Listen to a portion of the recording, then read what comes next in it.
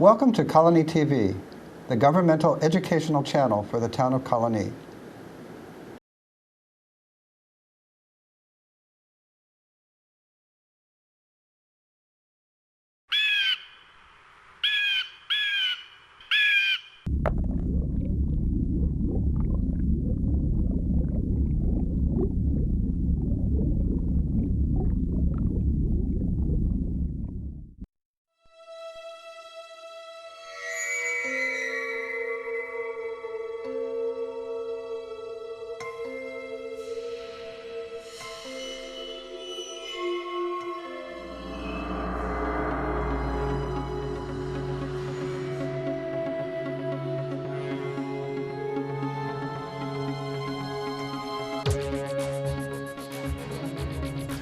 For a long time, wetlands were considered to be areas where we would fill and dump, and many of our big cities are built on reclaimed land. That attitude has changed tremendously. There is the Clean Water Act. There is a lot stronger interest in wetlands. The Hudson Valley has so many different kinds of wetlands. Might not be your traditional lake. It might be a peat bog. Marshes are one of the habitats that we have here. And then we have small, unique wetland habitats like fens. And then one of my favorites are vernal pools. But then we have wetlands that are completely different, like hardwood swamps. Wetlands come in a wide variety of forms and functions. Nonetheless, we continue to lose wetlands, particularly small wetlands at an alarming rate.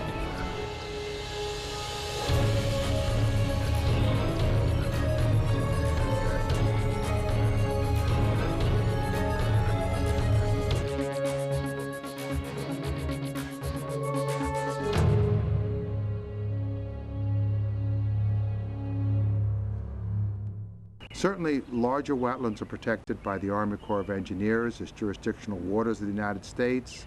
DEC protects larger wetlands, 12.4 acres or larger, so our large wetland systems have some protection.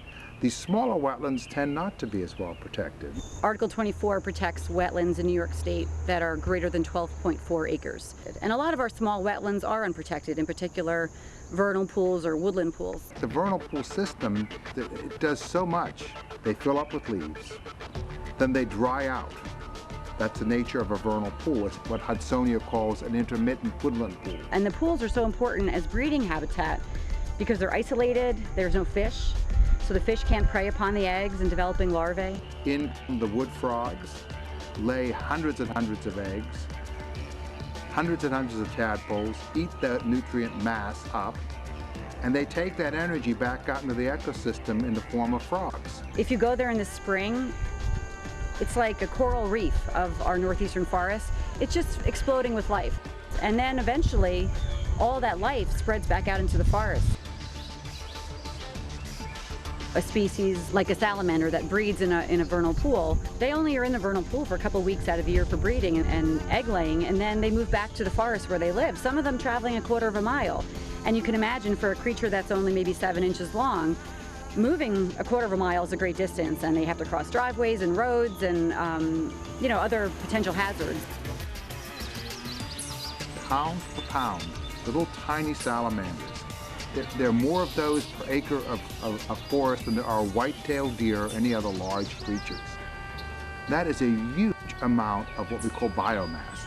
I mean, salamanders are preyed upon by a wide variety of organisms. They serve as the base of the food chain. Amphibians and reptiles as a group do not have good dispersal capacity. They can't fly like birds. They're tied to very specific and often complex habitat.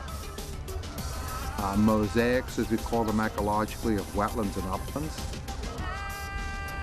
And consequently, when these disappear, the animals disappear. We coined the phrase or the term critical upland habitat. That's the part of the forest around the vernal pool that the vernal pool creatures need. And that's about anywhere from 750 feet or more around a vernal pool. That's not an area that you can't have any development in, but that's an area of ecological sensitivity. I think there's a common misperception that wetlands are these discrete features on the landscape. But what I'm encouraging people to do is to think about wetlands as part of that overall living quilt, living fabric. If we plan as communities, we can sustain these habitats that surrounds us, that sustains us. New York State has home rule, which allows individual communities to create municipal wetlands protections of their own, pass them, and enforce them.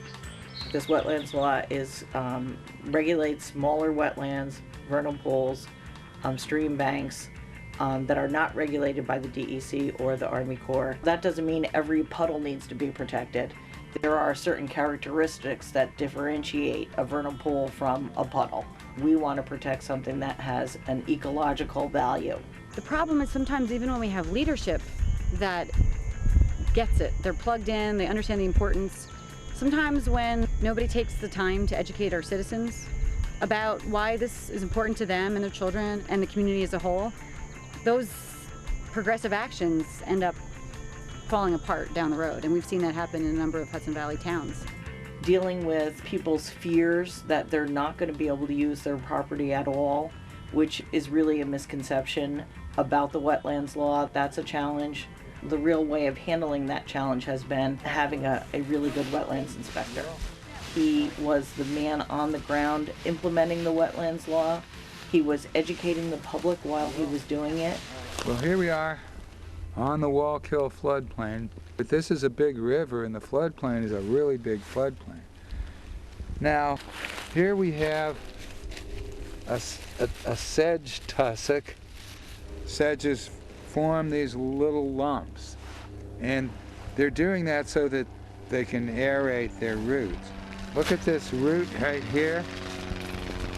The root is doing the same thing. It's trying to aerate. When you see that lumpy ground, that's probably wetland. He was helping people to understand how they could accomplish the building or the development that they wanted to do and do it in a way that was not destructive of the environment. Davis, sedge. I've had some kind of, I don't know, negativity or antagonism, but not about what you'd think. It was about getting called out to look at a situation where someone was complaining about what they thought was a wetland. Someone had filled a wetland to build a development, forcing the water out of the wetland into neighboring properties, causing all sorts of problems. So we'd get calls by people complaining about these problems that were created by developing wetlands. And they could be flooded basements, septic backing up because there was no protection of wetlands. So someone developed a wetland. Now they can't do that, not in some way that allows neighboring properties to be harmed. For every acre that you have of wetlands, it holds 1 million gallons of water. And so the major importance of wetlands really is flood prevention.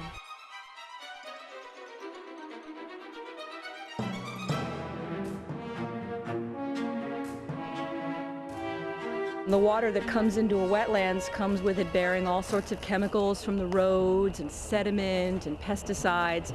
And the wetlands act as a sink. The silt and the particles and the chemicals settle in the wetlands instead of flushing out into the river.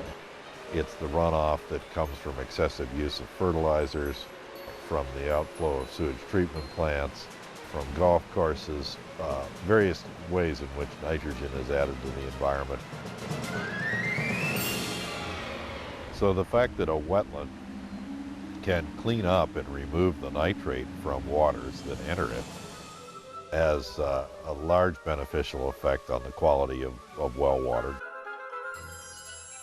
Part of the biological function that wetlands perform, which is a cleansing process. That's the great thing about biodiversity in water, is that it cleans the water. What you're left with is water you can drink. To a lot of people, biodiversity is threatened and endangered species. Everything from panda bears to maybe peregrine falcons and bald eagles. But it's actually much more than that. It encompasses all the diversity of living things, as well as how they interact with each other and how they interact with the non-living environment. And wetlands are part of biodiversity. How water is held in a wetland, how it seeps through the wetland slowly into the ground and replenishing groundwater, and how wetlands provide habitat for so many different plants and animals. With wetlands, you have a biodiversity, and you have a diverse amount of species, especially a diverse amount of mice.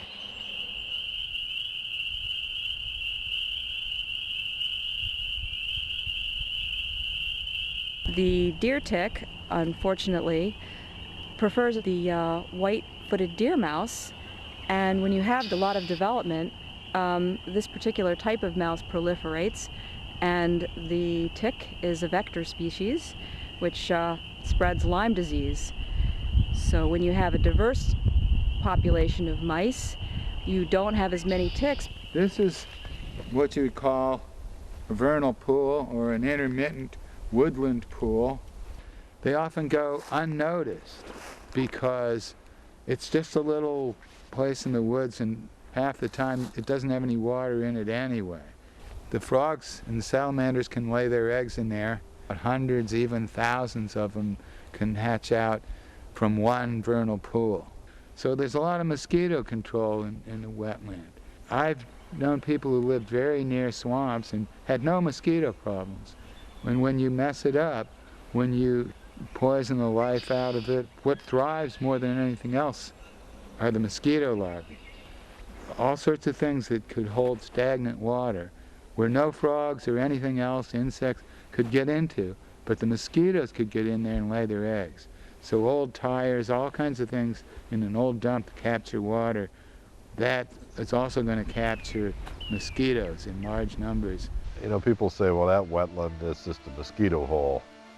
We ought to get rid of it. And they don't realize that when they do that, they're eliminating a lot of the higher organisms that they might enjoy. Wetlands are absolutely essential to those wildlife species that perform an ecosystem service.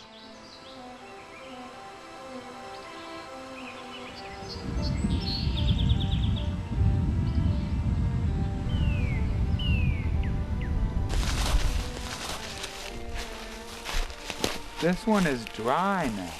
You can see how wide it is. It's a very, very big wetland, and it may be intermittent. The leaves that just fell are dry, new, they're lying all over it. Go under to the leaves from years before, you see that they're blacker and blacker and more broken up, almost like ashes. Basically, everything is being converted to carbon, and what you wind up with is this very dark black soil. So the real culprit in terms of global climate change, global warming, is carbon dioxide. And it's been known for more than 150 years that carbon dioxide absorbs infrared radiation. That's basically heat radiation, and that warms the atmosphere. When it comes to what we call carbon sinks, what we really mean is places where carbon dioxide is taken up by plants, removed from the atmosphere, and stored. And so a growing forest is a fairly effective carbon sink. An agricultural field is much less effective as a carbon sink. The soil characteristics of a wetland soil persist. They're kind of long-lasting. And those characteristics are in a sequence, in a layered sequence, because that's the way they develop. If you stir them all up, they're gone. Carbon entering a wetland is very slow to decompose in a wetland and therefore tends to accumulate there. So square foot by square foot on the land surface, a wetland can actually be a more effective carbon sink, perhaps even than a forest. I don't agree with the fact that we could just replace everything. That's really hubris. We don't have the ability to replace complex wetlands. You can create the detention functions of a wetland quite easily. It's like a bathtub, holds water, holds flood water. But when it comes to denitrification and the biological attributes, they're much harder to recreate. Some of our wetlands have, huge layers of peat underneath them. Well, somebody that's totally unconcerned about whether the climate is changing and might change should be very aware that when carbon dioxide dissolves in water, it makes that water more acidic. It's called carbonic acid when it dissolves in water. You could do it in in a high school or junior high laboratory experiment. Well, coral reefs and organisms in the ocean and shells, and those dissolve in acid conditions. So as carbon dioxide rises in our atmosphere, we're destined to see some ocean acidification. It's basically disrupting an ecosystem service that nature provides us, namely fisheries from the marine environment. So your first thing is, can you avoid the impact altogether? If you can't avoid the impact, can you minimize it? Make it smaller, make it less. And very lastly, can you mitigate? That's the thought process you need to go through as you approach wetland issues. Avoid, minimize, and mitigate. And why that way? Because mitigation never achieves what is lost.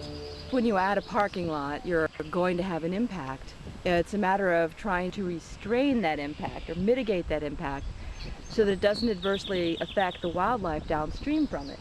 It's kind of interesting that the method that they're using, which is this constructed pond, will eventually attract wildlife to the polluted water. I don't think anybody would want to do something that would also, negatively affect their own project, which people do. It's the hubris, the arrogance of the developer and the developer's engineer that we can just engineer anything out of the way. No problem is unsolvable. Wrong. As you can see, this construction was done on a very steep slope. During the planning process, a very elaborate plan was devised to have the soil be exactly the right compaction and have the right plants planted here in order to prevent erosion. The only problem was that the person who was doing the construction didn't allow the person who had devised the plan on the site to take a look and make sure that they were following the plan so that they would prevent destruction to the environment. You look over here that in fact the deep gullies have evolved here and that you have a good deal of erosion and therefore runoff coming right down here into the woods and downhill into the wetlands. One of the key components for environmental protection, or the lack thereof, is of course the construction crews who put up silt fences, and these actually, if installed correctly and removed properly, provide a fairly minimal amount of protection. And then when it comes time to take them down, well, they just kind of let them lie here, or they bury them, they drive their equipment over them. It's a good idea to know in your town who your code inspector is. If you see something like this, who do you call? There's one building inspector for 45 square miles that we have for our town. So we need people to write in or call in or email in when they see non-compliance with any town law, including this.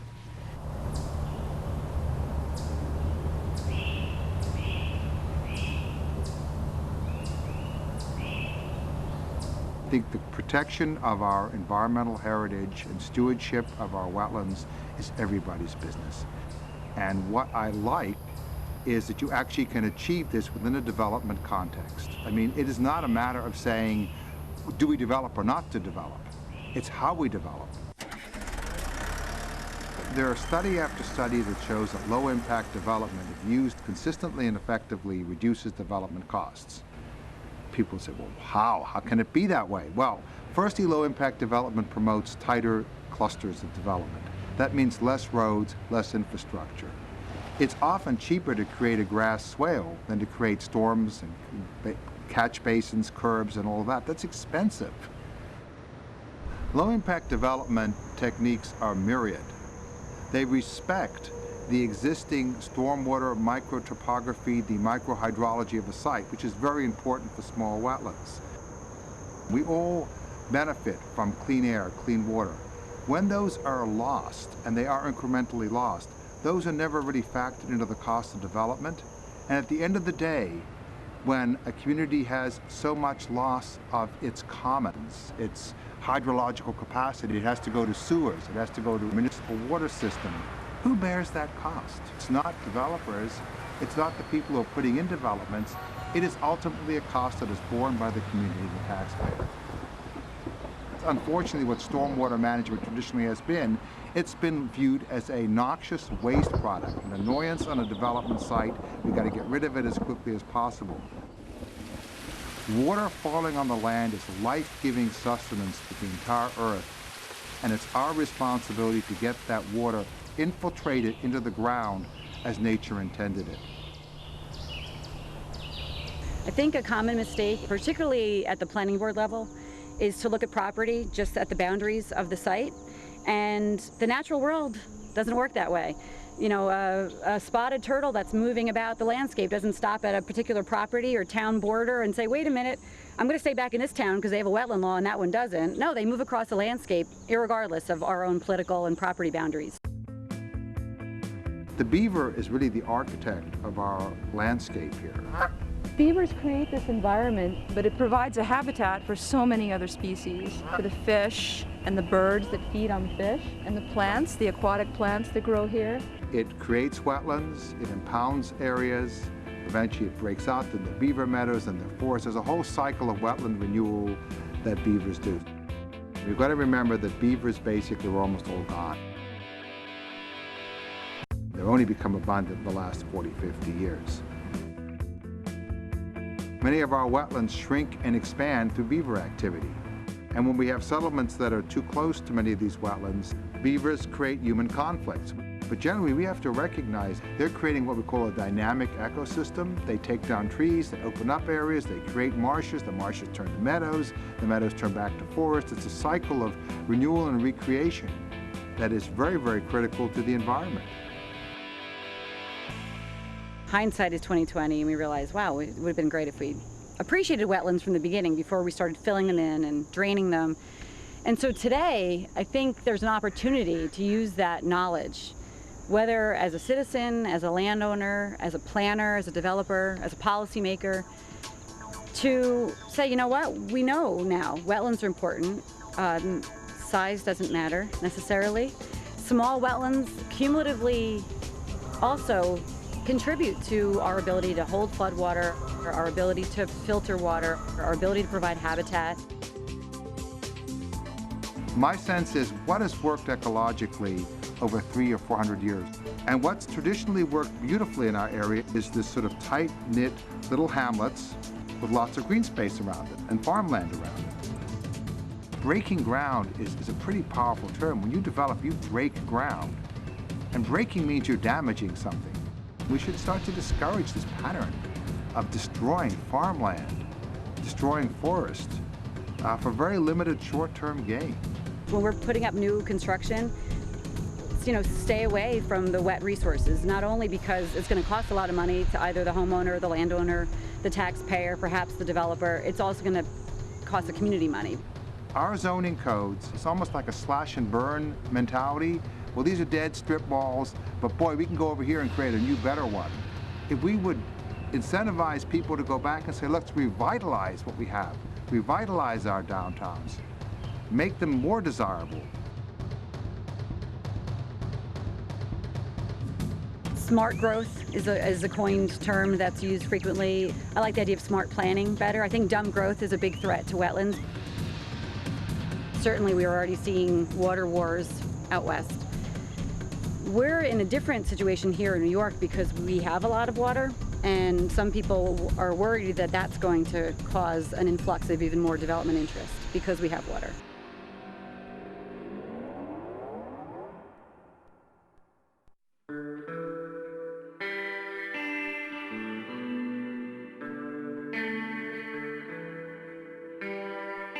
In light of the financial reality, having the opportunity to be proactive and not end up trying to save something at the last Hail Mary moment, so that we don't end up having property owners with wells that dry up, and so we don't end up with municipal water systems that are depleting financial resources as we try to upgrade and try to seek out more water. And I think from common sense, it's going to be an expensive and potentially high impact endeavor.